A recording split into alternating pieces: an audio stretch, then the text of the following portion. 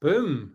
And just like that, he was live. So good evening, good afternoon, good morning, wherever you are in the world. Thank you very much for tuning in to our little live stream, which we're going to be running over the next 45, 50 minutes, maybe to an hour. We'll see how we go.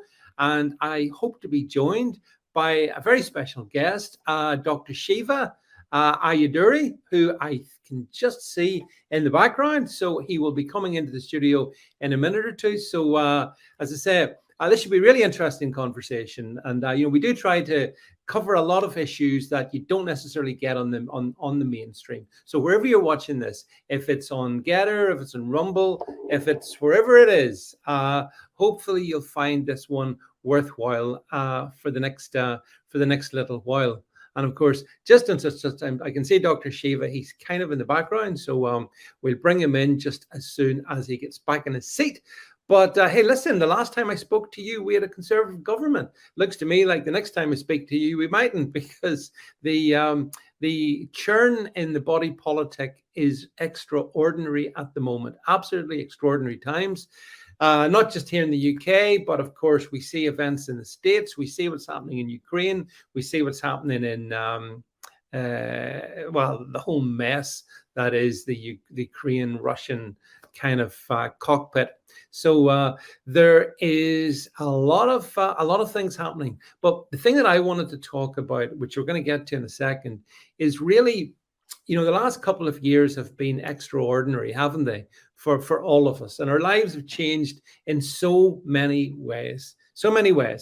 And we want to really zero in, I think, with Dr.SHIVA in terms of the origins of all of this, whatever happened to science along the way, because, I can't be the only person who in 2019 had a lot of respect for science, and in 2022 has probably very little respect for, a lot of science and a lot of scientists. So that's pretty much, kind of where I come from in this one here. And Dr.SHIVA is going to come in. So we're going to bring him into the studio now. I see him sitting down. He's getting comfortable. So without further ado, let me see if we can bring Dr.SHIVA into the stream. So yes, good evening, Dr.SHIVA. How are you doing? Good evening. I'm doing very well. Good evening, or is it afternoon or morning? I'm never sure. It's 3 p.m. Now, David, you're doing this live, right? Is this We're live? doing this live. We are live. Great. We are live. Right. So, hey, listen, first of all, a big thank you for coming on the stream. I have to say, I have admired your work for quite a while. And just before you come in there, that, we've been through, Dr.SHIVA, extraordinary times since the beginning of 2020, I guess. And I remember well following you on Twitter, because back then we were both on Twitter. Since then, my Twitter times have come to a gratuitous end. And I think your own Twitter times have also are behind you. But I did follow you a lot. And I have to say, you were probably the foremost and probably the first voice to raise sensible criticisms of what was going on. So maybe can we just start the conversation? Can we go back, because you were on the ball actually in 2019, because I've seen stuff you've done towards the end of 2019, where you were asking lots of good questions. So maybe can you share with our audience, which is a global audience, go back in time to then. What did you see? What were you thinking? Well, first of all, David, my training is in a field. I'm a system scientist. System science is a field of science which really is about seeing the interconnections between the parts.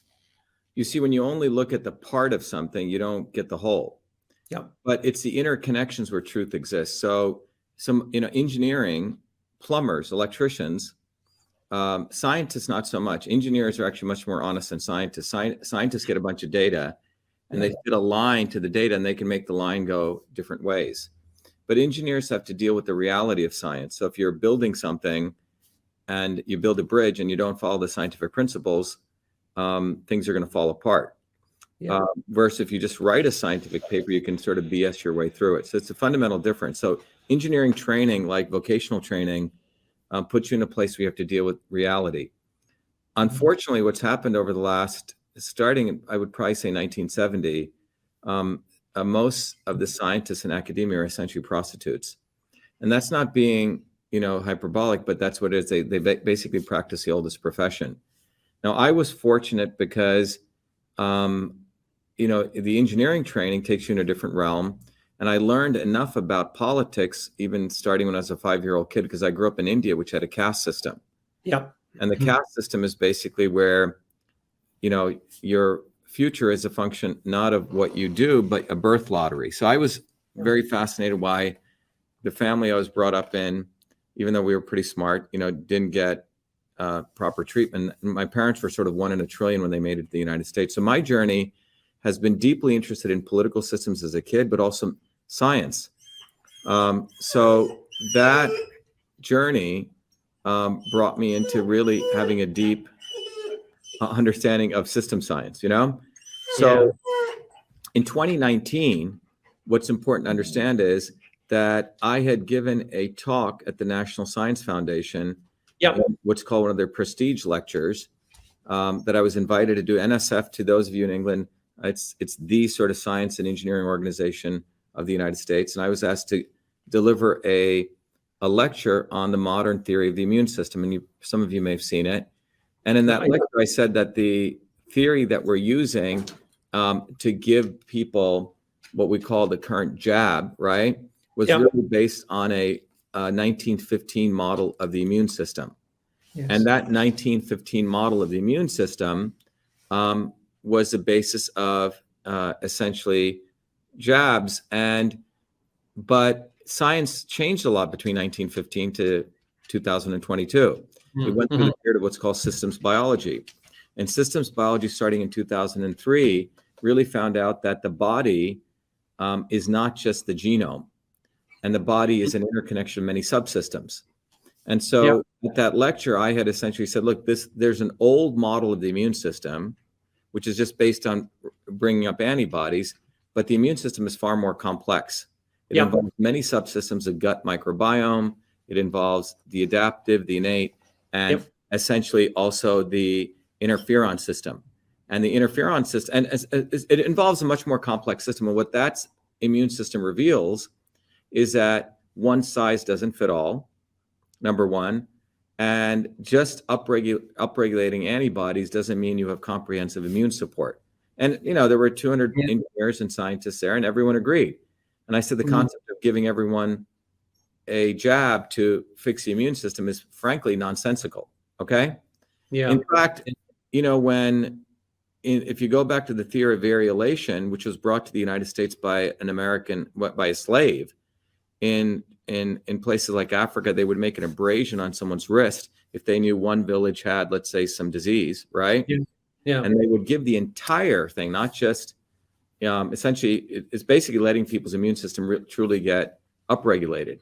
But the bottom line is we've tried to recreate nature by taking a very refined aspect. The true vaccine was a deadened virus. And now with the mRNA model, we're even going much more reductionist to try to essentially short circuit the immune system, okay? Where you don't get the entire upregulation of all different systems. So current intervention is like you're going to a music hall and you just hear the drum playing when there's a 12-piece band on the stage, which is the entire ensemble of the immune system. So anyway, gave that talk, no one had a problem. And then when I saw this quote unquote pandemic take place, and I saw Trump really not doing something, I literally got a call from one of the chief economic people at the White House. And he was very, very urgent. He said, Dr. Shiva, I've seen your video. Please do more videos. Trump is just listening to Fauci. And he's not doing anything, to avert that, So that's what inspired me to realize that basically legislators and these people, the problem is in the United States, we don't have scientists and engineers and vote tech people in Congress. We have lawyers. And these people are frankly idiots or entertainers. Basically, they're imbeciles. Very different than the founders of the United States. Engineers. So You basically have imbeciles and entertainers. Trump is an entertainer. Joe Biden is an imbecile. And the problem with when you have these kind of people is they don't have the confidence to act on facts. So anyway, that's when I started doing those videos in January of 2020. I had run for office against Elizabeth Warren in 2018. We're the ones who forced her to take the DNA test. It wasn't Trump. Our movement did it. We had signs all over Massachusetts which said only the real Indian can defeat the fake Indian. It was a very funny campaign. We sent her multiple DNA test kits, but that gave us a lot of, sort of public popularity here. But when we decided to run in 2020, January or October 2020, in January of 2020, when we saw the pandemic coming, I was the first one to put up on Twitter a tweet which got like 30,000 retweets, which said, this will go down in history as a way to destroy economies, suppress speech, and destroy people's health. Yeah, you were very prophetic. I mean, I remember that. I watched all that. As I say, I can't remember anyone else really of your stature saying the same things that you said. At that point, in the intervening period, other people have emerged and said this, that, and the other. But the problem is, David, just to make this point, Alan McDonald, who was the chief engineer at Morton Thiokol, who would, in 1986, who wouldn't sign off on NASA's pressure to sign off on a space shuttle going up, which resulted in, everything blowing up. Let me just tell someone to take, hey, John. It's okay. That your canine acquaintance is very welcome. It's okay. Are they okay? I'm sorry if that's okay. That's fine. Yeah. So anyway, so what ended up happening as a result of that was that in 2020, January of 2020, I'm also an activist, a ground activist. I've been that all my life. I like building bottoms-up movements. It was our movement, which went to New Jersey, and we had 5,000 people protesting against a bill for vaccine mandates. And we're the ones who stopped that bill. The not so obvious establishment guy, Robert Kennedy, and the establishment is very good at positioning people to act as though they say all the right words. He was telling us to not do our demonstration, that, we should go negotiate with the Democrats, not anger them. Okay. So fascinating here is politics, when you really get into real politics and you really understand the dynamics of change, it's always bottoms up.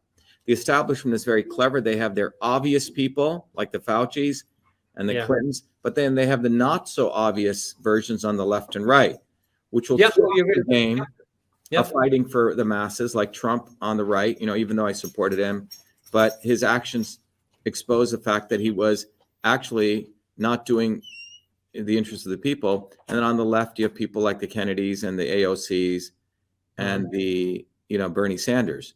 It's the wings of the establishment that really manipulate people to thinking there's hope within both elements of it. But we called all this stuff out. And the reason is because we take a systems approach. Now, over the years, what we've done is we've created a system called Truth, Freedom, and Health, truthfreedomhealth.com, where we are now educating the broad mass of people on system science. We've created a community and a complete technology framework. 10,000 people, David, in the world, approximately probably a little bit less than that, know the science of systems. George Soros is one of the big theorists on the science of systems.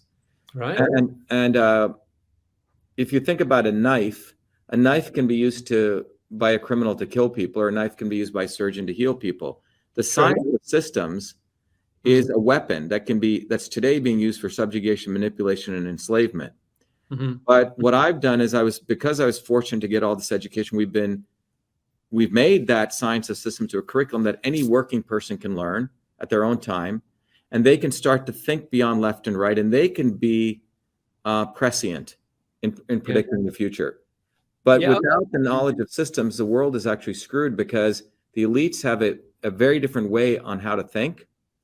And using that how to think, they tell people what to think. So people need to learn how to think.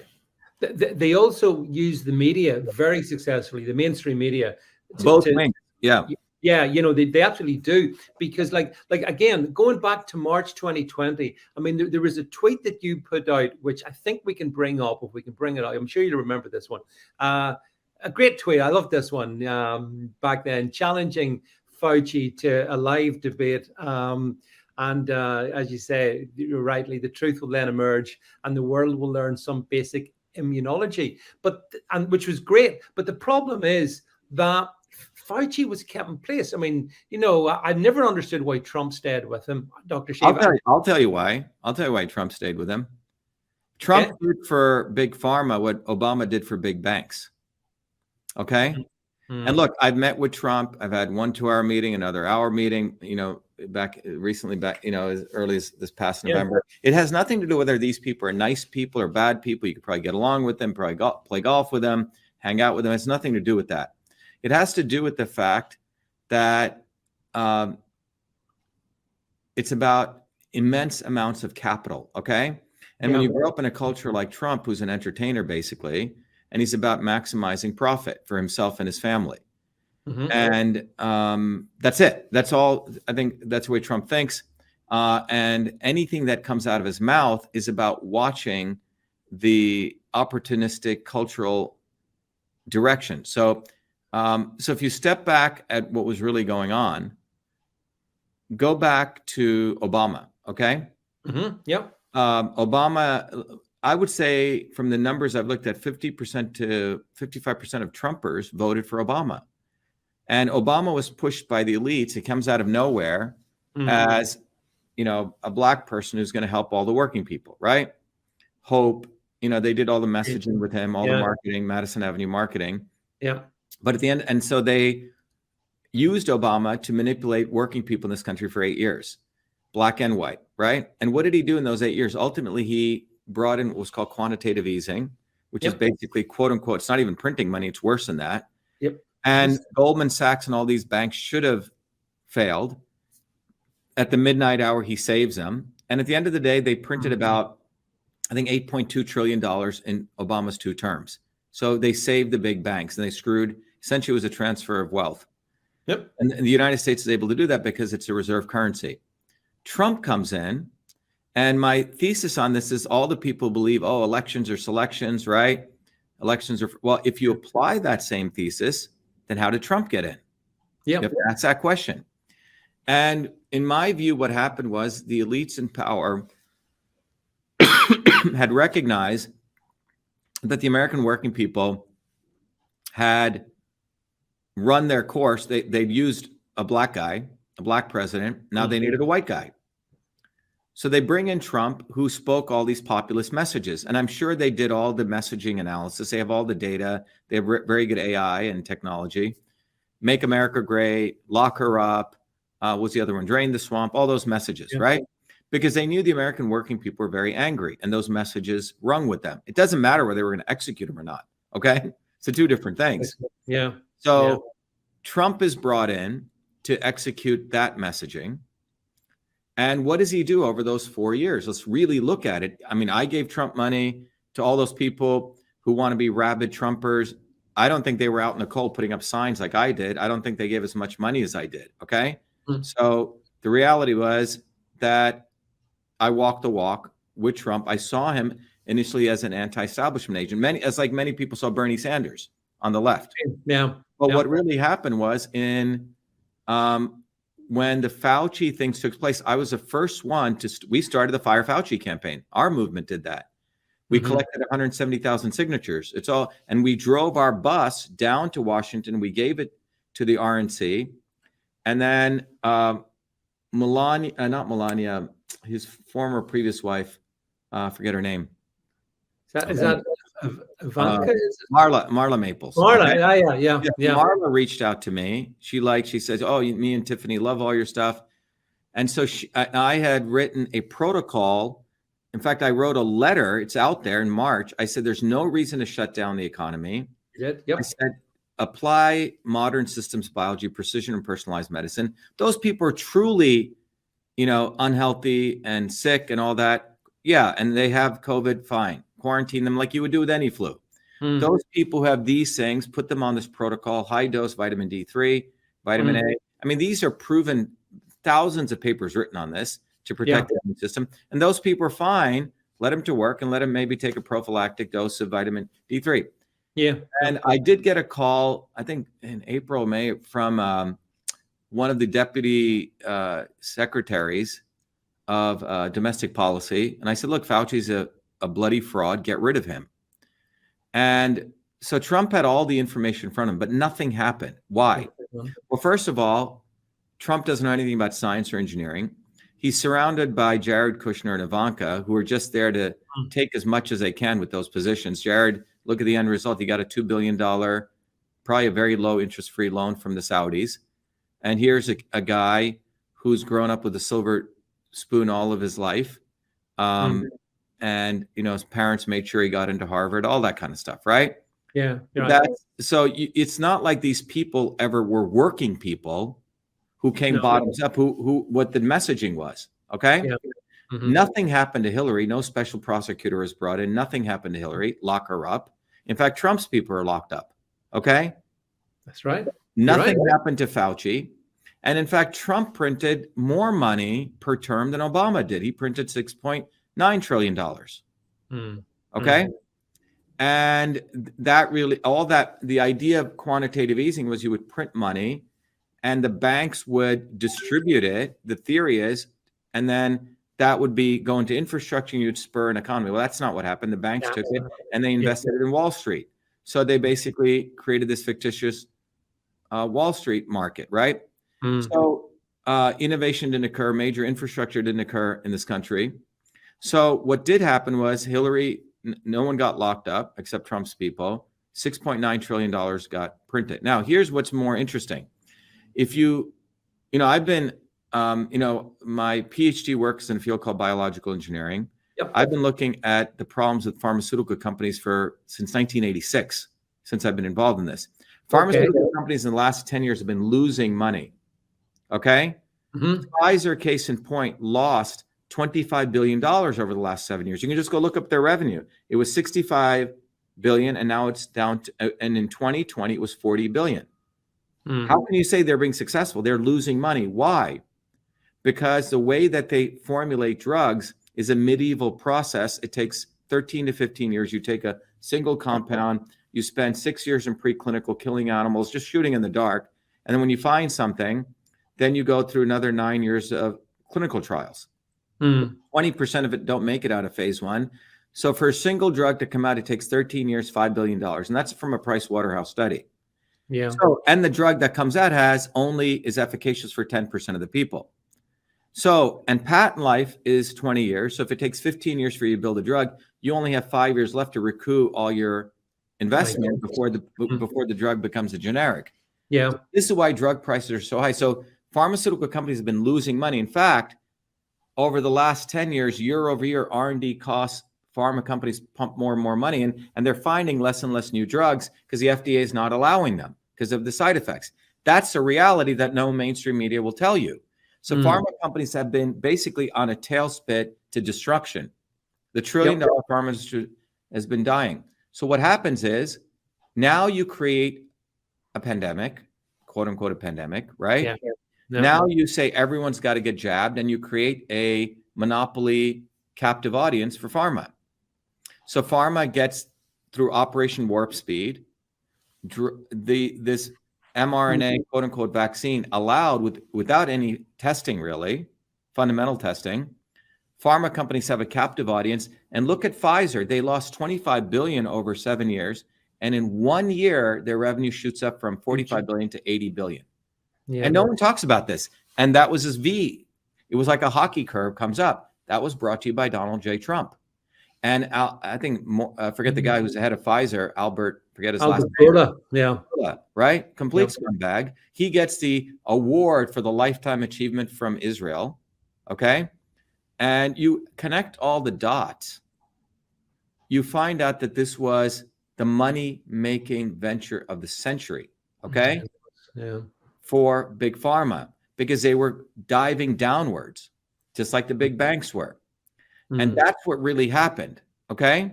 And the white working class in the United States was once again abused because during those 4 years, they had this QAnon nonsense. Yeah. Which told people something's going to happen and Trump is in control and all this crap. Yeah, the storm is coming. Yeah, so don't organize collectively, independently. Don't strengthen working people organizing bottoms up. Wait for the Messiah to come. And that's what this was about. Obama was a Messiah for the first 8 years, right? Trump was a Messiah for the next 4 years. And it bought time for them to put a complete imbecile in, right? Now that imbecile, his job is to make sure the American public is completely zombied out of what's going on in Ukraine and Russia. The fundamental issue is in 2013 and 2014, the plan was set in place that we must destroy Russia and destroy Europe to make Europe energy dependent on US and NATO. That's what it was. And Condoleezza Rice said that in an interview. Blatantly, she goes, we must change the energy dependence of Europe to US. Which has now been achieved, because as I'm sure as you know, in the European landmass, I mean, they're going to freeze, because apart from whatever liquid gas is sent across the Atlantic. I mean, they're right. And in order to do that, it was, I mean, it's pretty amazing. On September 27th, the pipeline, Gazprom's pipeline gets sabotaged. Yes. And at the same day, the Baltic pipeline comes online. Okay. Yeah. From Norway. It was boom. They were, so it's almost like, did they get everything ready and then did they sabotage it? Okay.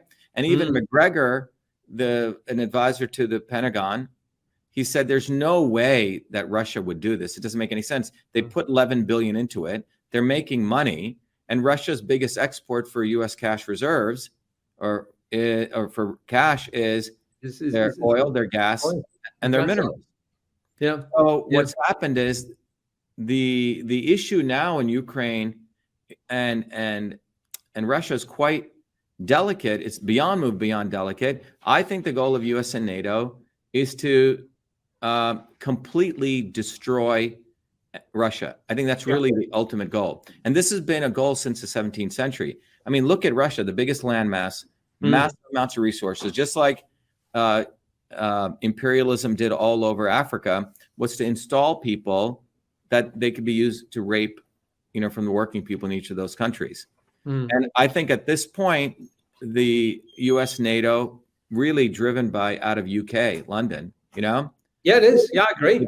It's not the US. It's really, the Queen is not some titular individual. She still has massive control, reserve power through Parliament. Look what they did in Australia back in 1972, right? So it is the elites, a very small set of them, who want to have massive power, monopoly power. The UK left, they did Brexit, the monarchy and the few around them, because they have so much assets now, all in the Cayman Islands accounts. They don't want to be part of EU. But in order to consolidate power, they must destroy Germany, because Germany is the thing that keeps EU going. So how do you do that? So they're getting, the idea is to kill two birds with one stone. You screw one competitor, Russia, and you also destroy Germany. So that's what's actually going on. This is essentially a massive power grab, and they don't care if some people get killed, if the Ukrainians get killed, if Russians get killed, if there's even potentially a small nuclear exchange, because the risk reward, maybe they've already done their game theory and calculated that the opportunity is Russia and Europe in one fell swoop.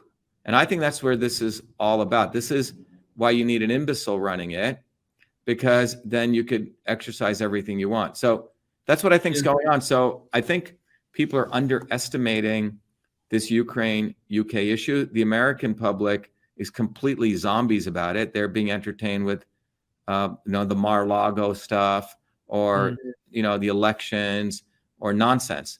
Meanwhile, the Ukraine, Russia thing, I think, should be on everyone's mind because of the implications of what that means. It's basically total annihilation of any competitor.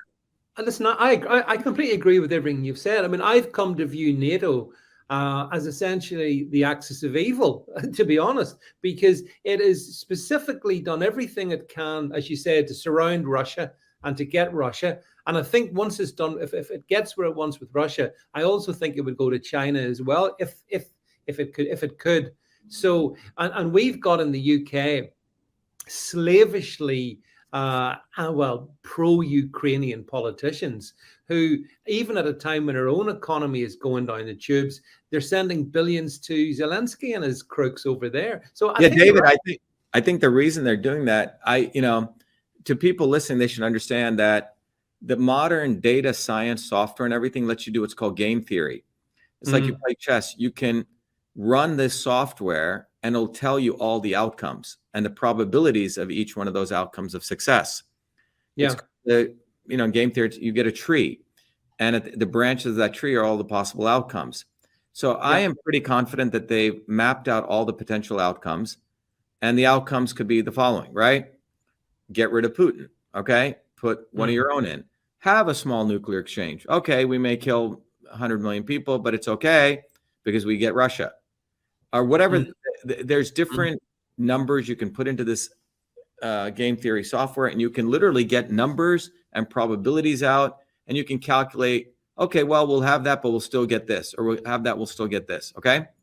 It may be not a nuclear exchange. It may be we just do Petraeus, who is a former US general. He said, if Russia, now that Russia's put the nuclear thing, this is too dangerous.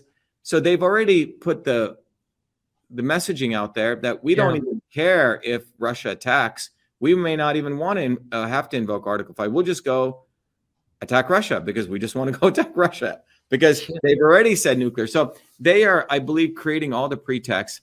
If Putin is who he appears to be, like actually someone with his own national interests, someone who's well-read, has some sense of history, whether you agree with him or not, like he actually has his principles and he's going to stay firm to them.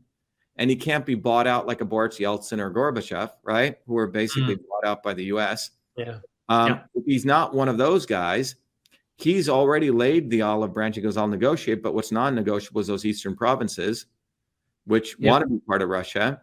If he's willing, if he's principled, I don't know where this leads to, because now they've blown up Gazprom. Russia has no leverage in Europe anymore. So in many ways, his back is to the wall. It is. NATO knows it. So NATO's only option is to not do anything. They say, okay, let him have that, which I don't think they're going to do. Is to keep it as it is, and then maybe come back at a later time, right? Which I don't think they're going to do. But right now, the fundamental economic goal is to make Europe completely destroy Europe. So then the raiders will go in and buy European assets at a very low price, and it'll also serve U.S., NATO, and U.S. corporations, the oil gas companies, getting essentially monopoly access to Europe. So that's a big win for them, right? And then you also, maybe you don't need to attack Russia. I'm not sure. So, but I do know that this is a big opportunity for imperialism, Western imperialism, to go after what they've always wanted, Russia. Gold, mineral, titanium, oil, gas. But the only person that stands in the way, if Putin is who he appears to be, is Putin. So either you go in and attack and you get rid of Putin. But I mean, I saw a comment that you made, I think in the last week or so, whatever, basically contrasting what was happening, the rejection of the rights of the people on Donbass to vote to be part of Russia, contrasting that with a little bit of American history concerning Texas. Maybe you could just sort of amplify on that. I mean, it's one of the things people need to understand is the U.S. news media and the CIA have worked together for many years. When I was growing up in the 70s in the U.S., we always were inundated with Russia and China or state-controlled media. They probably are, okay? But they're probably much more honest about it. In the U.S., we were given this illusion that you have Walter Cronkite and you have this, separation of the media and government. But we have some very good work that's come out. People can just go find this. The New York Times for years had CIA people on their payroll. Mockingbird. Okay? And so on. I mean, this is, but in the United States, they keep this illusion, oh, that's government and we're over here, right? But it isn't. No. So if you go look at the sort of the one rule for you and another rule for me, is that in 1845, Texas, imagine Texas was part of Mexico, no different than these regions being part of Ukraine. They voted to secede. They had a vote. They seceded. Okay. Just like these four republics did. In fact, they had massive voter turnout relative to U.S. voter turnout. And 90% of the people voted in these four regions in Ukraine to basically become their own republics. Texas voted to become their own state. Okay. And that was even before the UN existed, right? The UN basically in their Article 1 of their charter says a right of self-determination. If you and I, David, and a portion of the UK feel that UK doesn't represent us and we're a unique culture, a unique people, a unique language, and we want to be our own nation, we have the right to do that. It's called the right of self-determination. Well, that's what these people did, which is in Article 1 of the UN Charter. Even though Texas didn't have that at that time, they seceded, right? So you have two people, 1845, Texas seceded, four republics in Ukraine seceded. And then, in the case of the United States Congress voted to accept them. There you go, okay? Texas becomes part of the United States. Well, I think yesterday or today, the Russian Duma voted to accept these four republics. It did. Yeah. Right. So they seceded and they're part of Russia now. Okay. And if the base of the Mexican-American War was Mexico then attacked Texas, and then we had the Mexican-American War, right? Well, that's what we're on the verge of, because Putin has said these republics, these people have always felt part of Russia.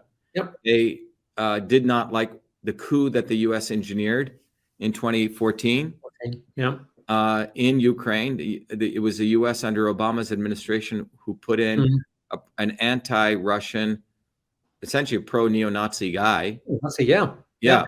And these people in the Eastern province, I mean, I think people have no ability to fathom that the Russian people lost the most number of people in World War II. It was because of the Russians that Hitler was stopped. It wasn't the United States invasion of Normandy. That's just sort of Hollywood. It was the Russian people who suffered, and people do not understand. The Russians still have a rich history just one generation ago in their own families, people fighting Nazis, with pots and pans and hammers and stuff, and people have no idea of recognizing this. So when Putin was very reserved in not going to those regions for 8 years, and Putin was willing to sign the Minsk II agreement, which would have created those regions to be, federal republics of Ukraine. So it's almost as though U.S. and NATO wanted this situation, whether it was through planning or incompetence, we don't know.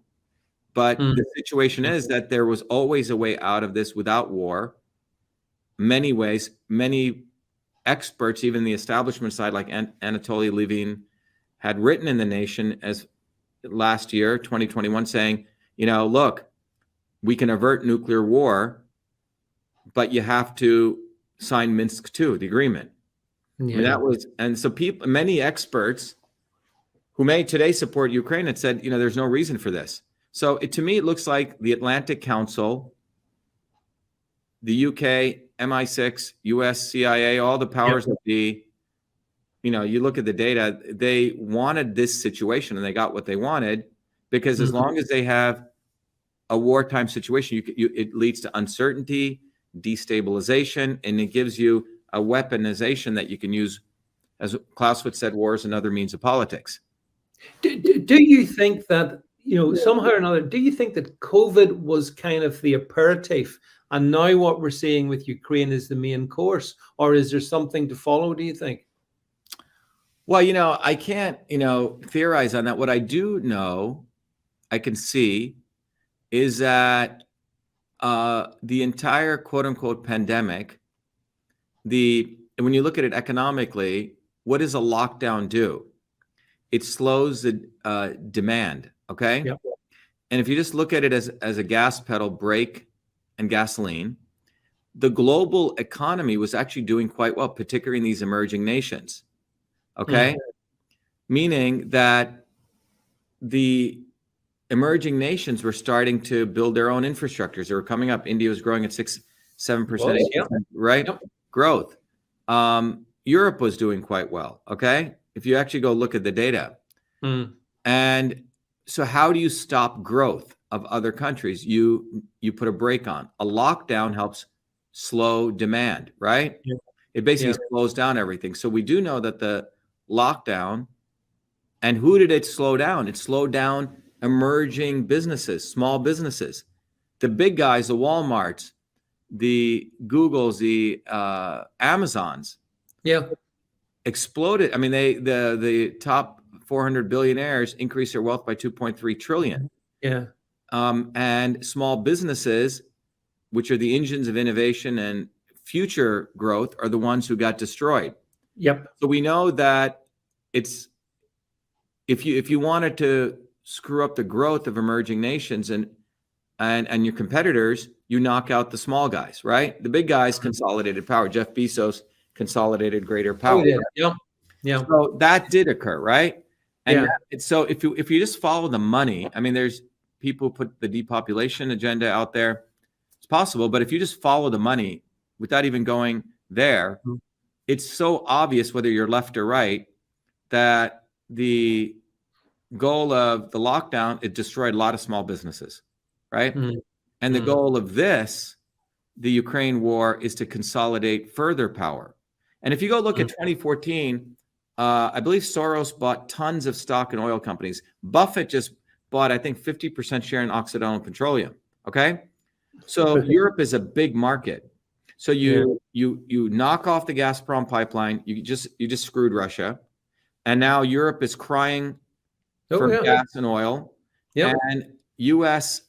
Liquid natural petroleum is already flowing in where it'll be used through those pipelines. You see, so now you created a monopoly market for the United States in some sense, which was what was a goal that under the Bush administration, Condoleezza Rice put forward very clearly. We must have Europe dependent on the United States, not on Russia.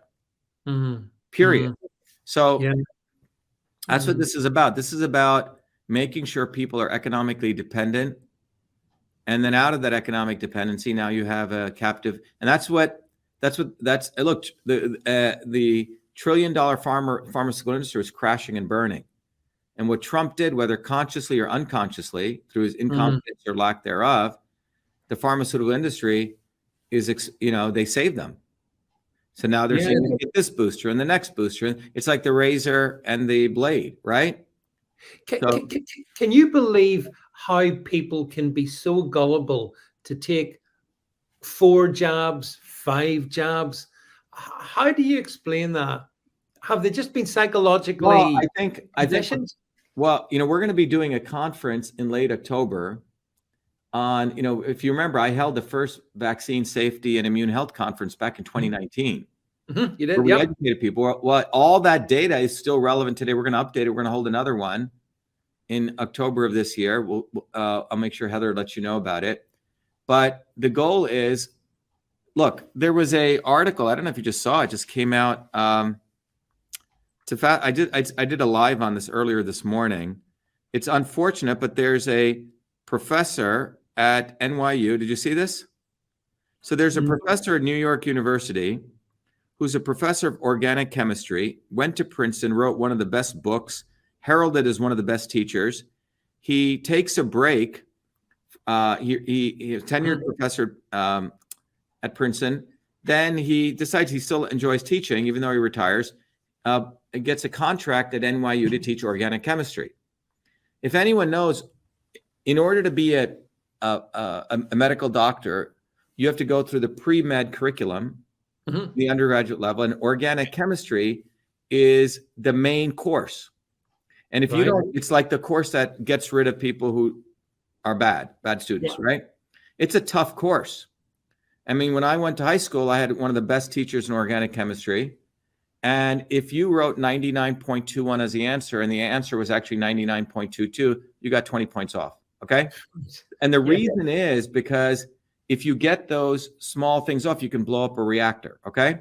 But organic chemistry is all you learn the transformation and synthesis process of all the chemical reactions in the body. It's fundamental to being a doctor. Now, this professor at NYU gets fired.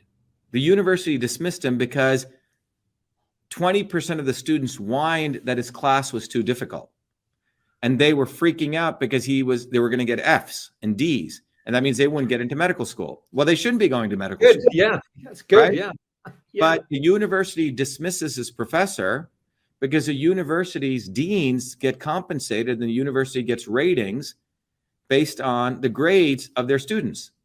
So if the chemistry department students suddenly have a drop in their average, that's going to lower that chemistry department's average. You see what I'm saying? I do. Yeah. So the wrong incentives have been set up, right? And then, you know, the universities get money for grant money, research money based on the ratings from these people who shouldn't frankly even be rating them like they're giving Academy Awards away. Okay. Yeah, right. So that's what's happened. So what we've had, we've created a culture of imbeciles, and I keep repeating imbeciles and entertainers. You know, in places like China, by the way, 20 years ago, if you looked at the top 10 math papers, they were always 80% were US. Now it's 80% China. Yeah. Okay. And the reason is because the Chinese parent is very rigorous on their children really learning the material. Okay. We've created a culture. Well, literally the answer doesn't matter as long as Johnny tried hard. No, the answer does matter, particularly in engineering and physics and science, because you could blow up buildings and you could blow up airplanes, right? Yeah. So that cultural framework of people in the humanities running,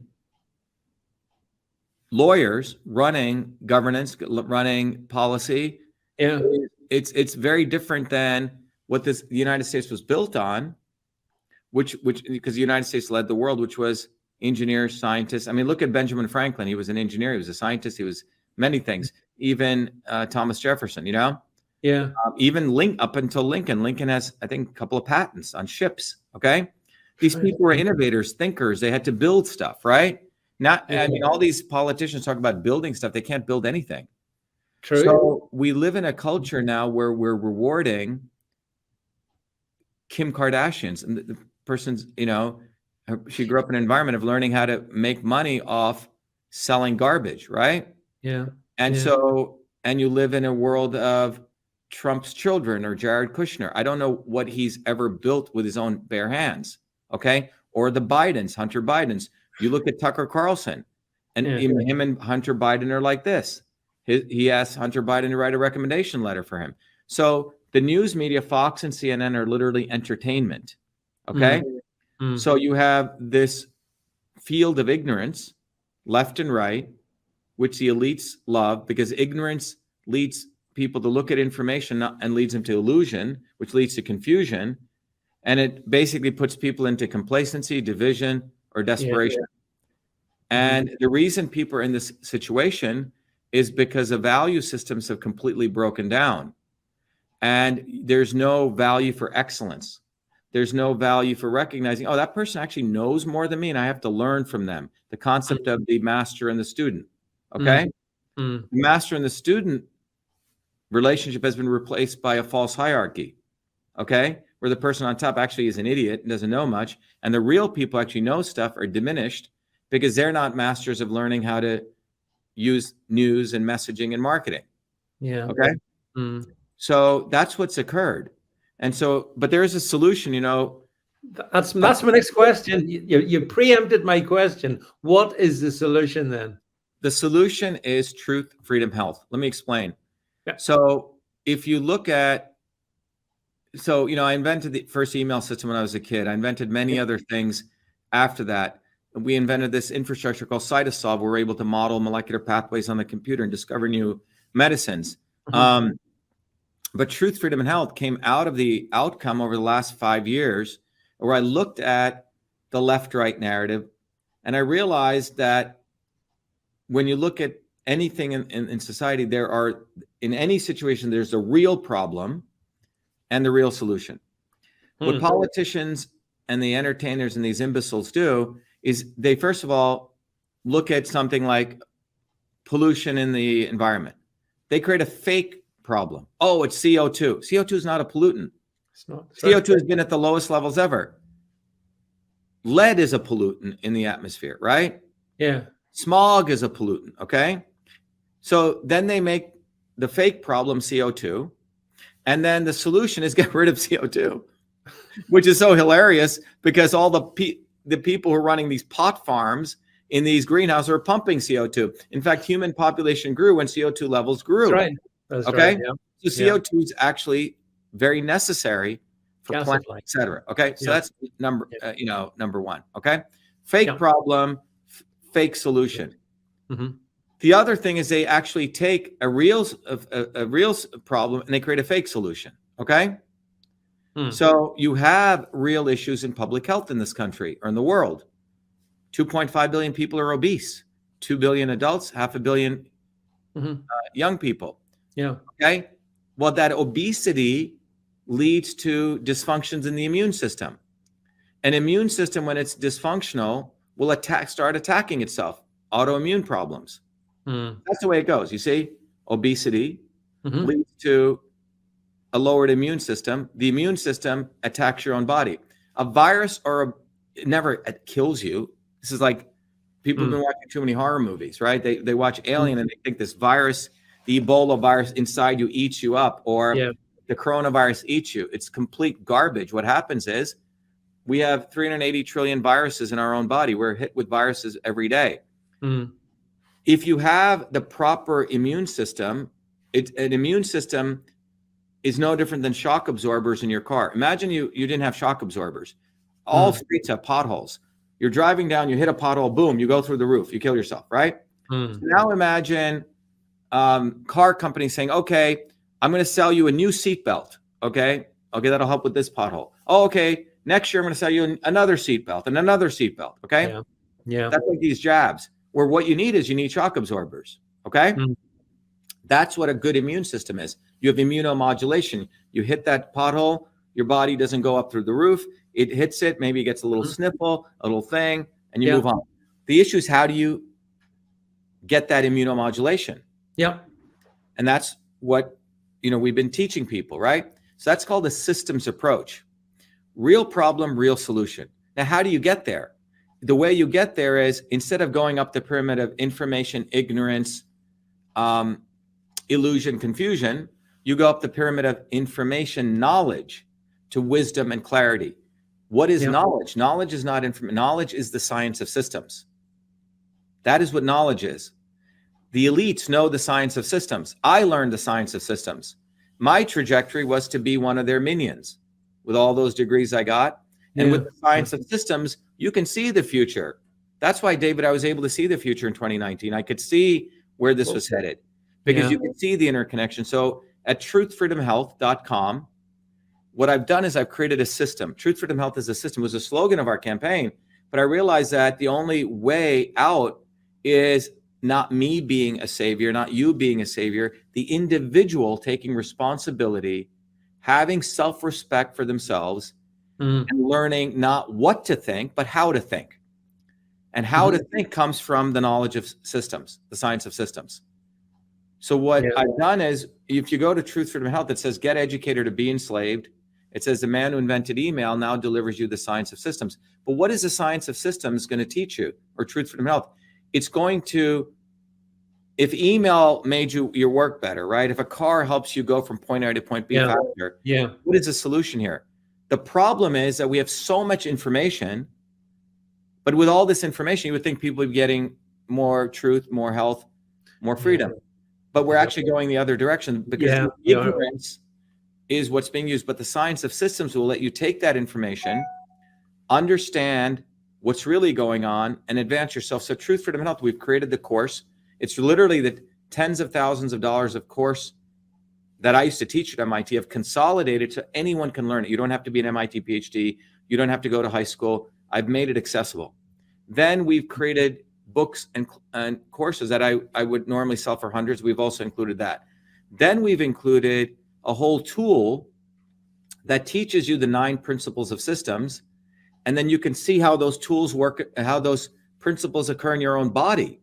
So instead of reading this diet book, eat fat, now eat raw food, now eat be Yeah. vegetarian, be all these stupid diets, you Yeah. actually understand what kind of system you are, how your body can go off balance, and you can learn to be an alchemist. There's no one diet that works for anyone. Science of System, we created a tool called Your Body, Your System. We've given that away. We teach you how food is a system. Then we give people tools how they can be activists on the ground so they can go educate their neighbors door to door. And then we've created tools for communication, the equivalent of a Twitter, the equivalent of a Facebook, the equivalent of a YouTube, that we give all of this away. It's 12 different tools. We call them gifts. People, I tried to give it away for free a couple of years ago. No one wanted to buy it. The human mind is weird. I can't charge tens of thousands, which I charge MIT students, no working person. So we said, contribute whatever you can. And based on your contribution, you get these tools. But right now we have 360,000 people who've gone through this. We haven't advertised. It's all bottoms up in 95 countries. People in Antarctica have taken it. I don't know who. People in Samoa. It's very funny. Yeah. We are creating a movement, an educational movement to awaken people to start seeing things as they are. And people who go through this have the same knowledge as a Condoleezza Rice does. Okay? These people are trained in the science of systems.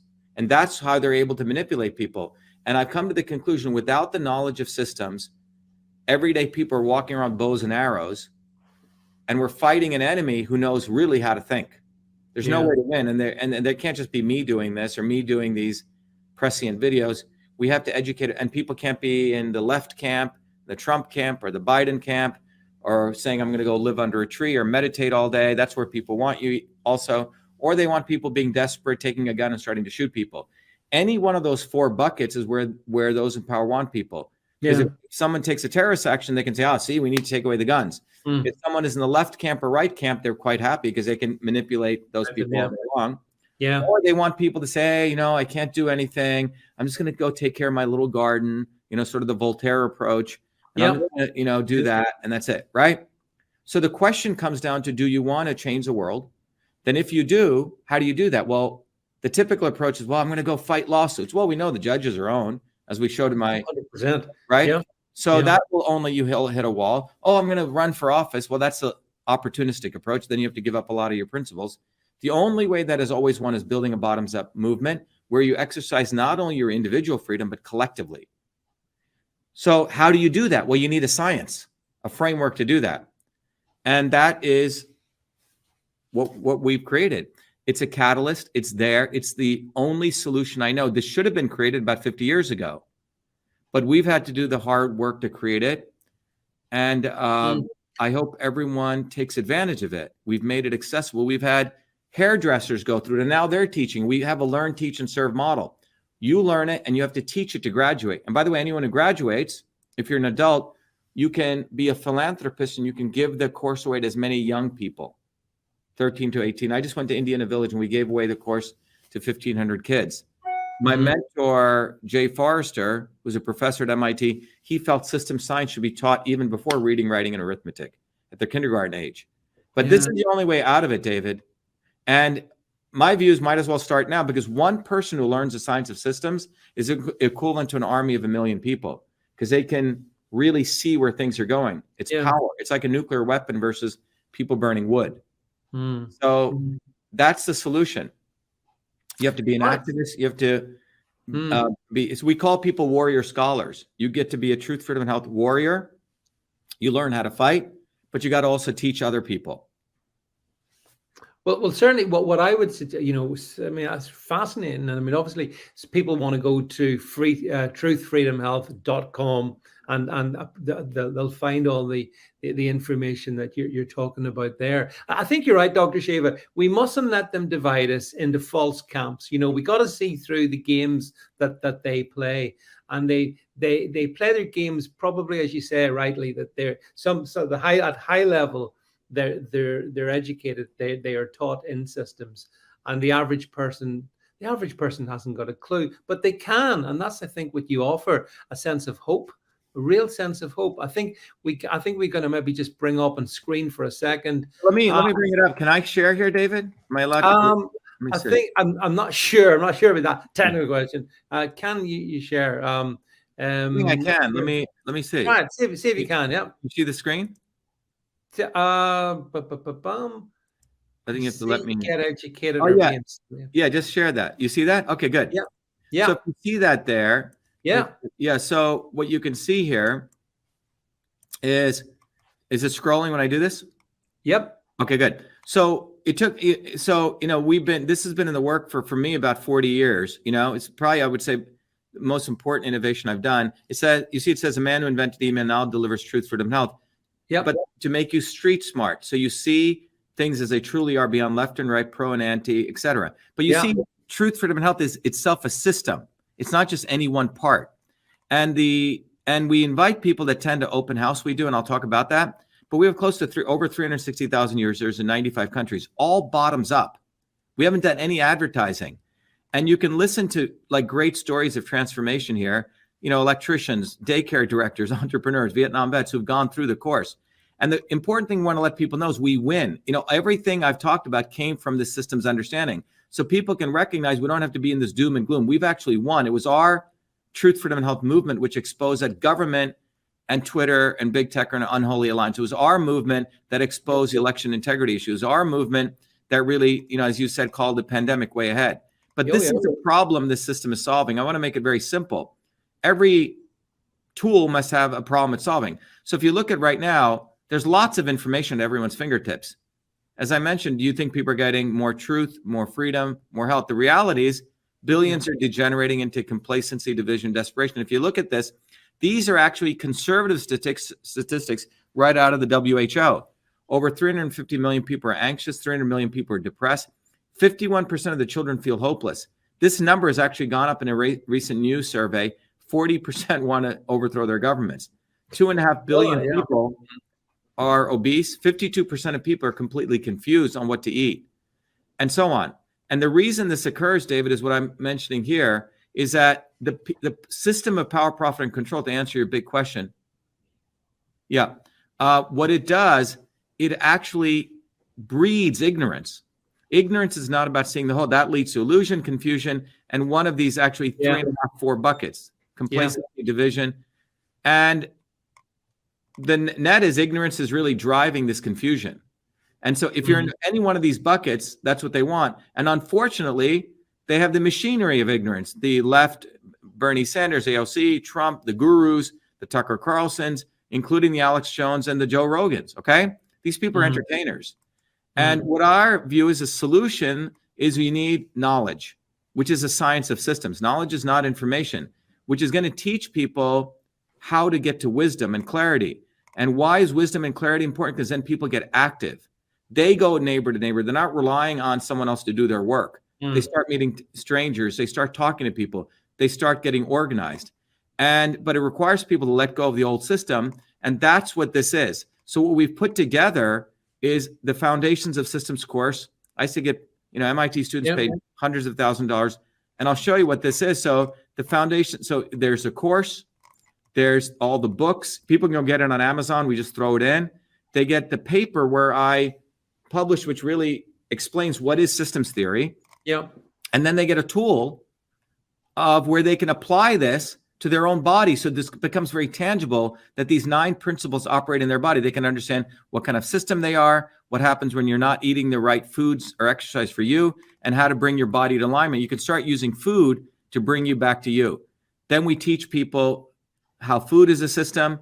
We've organized many events and special lectures are all included. Then we've also created a teaching tool where you can teach others, okay? Because we want it to be a learn, teach, and serve model. Then we have the ability to meet with me every Thursdays. We have now a global community, volunteers who teach others. And then we have these tools of activism. We have these little cards on elections, on vaccines, whatever, that people can hand them out and educate others. And then we have a Twitter equivalent, a social equivalent. All of this we include, David.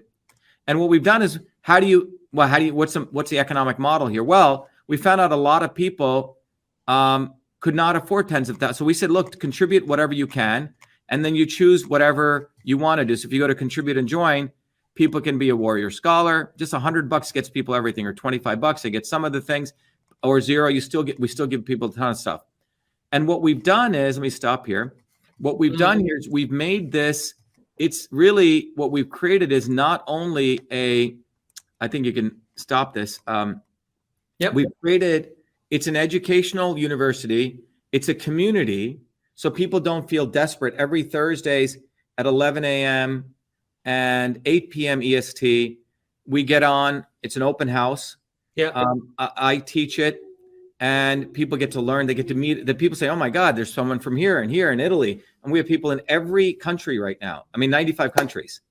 So it's all bottoms up. I was traveling through Africa and India. Random people come up and they've seen our videos. So the bottom ways, what this is pointing to us is, you cannot rely on the political systems. You cannot rely on celebrities. You cannot rely on the Trumps or the Bidens or the kings or the queens. The real issue is, do people want to take accountability and have self-respect for themselves?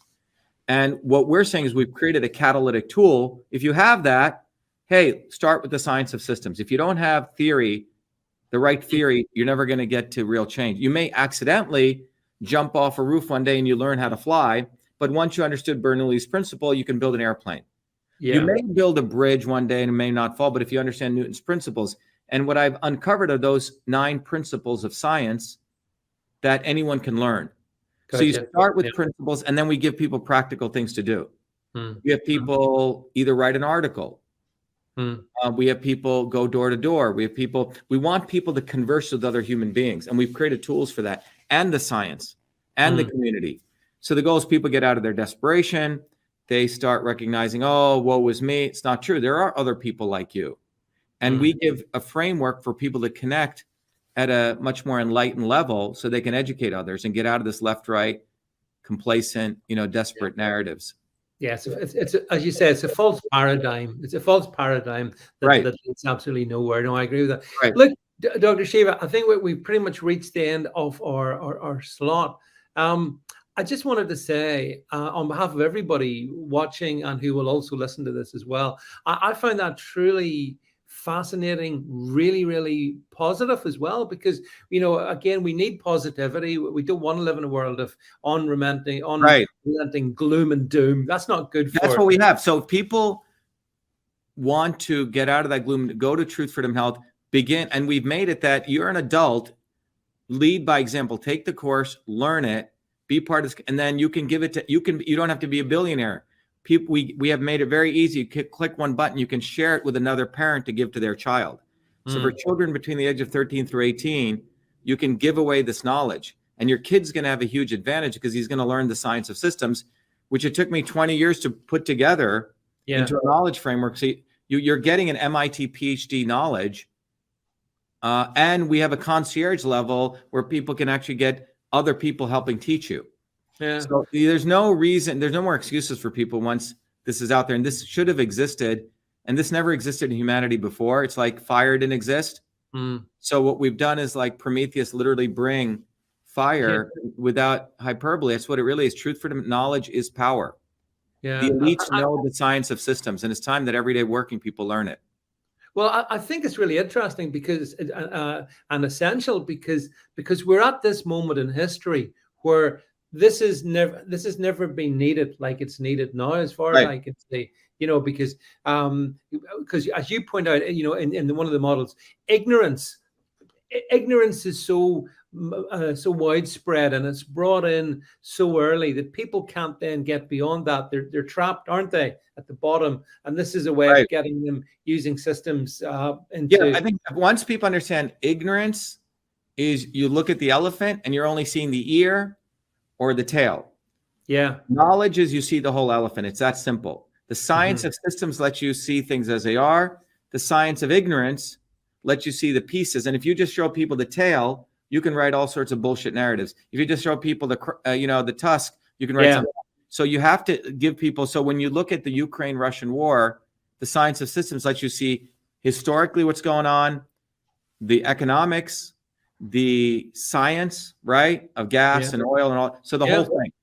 Anyway, David, thank you. It was very nice to be with you. Thank you very much, Dr. Shiva. Much appreciated. Thank you very much. And that's it from me, folks, for tonight. And we will be back with you very shortly. Thanks, everyone. Bye. Be well.